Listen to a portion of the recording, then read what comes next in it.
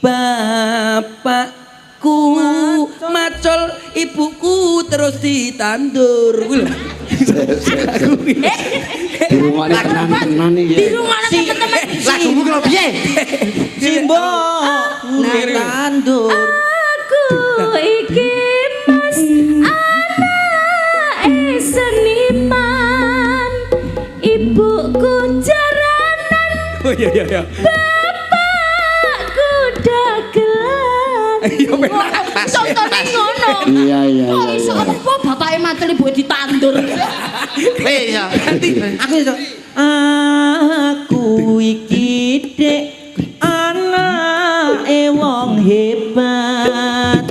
bapakku pejabat simboku konglomerat wong hebat aku mas ya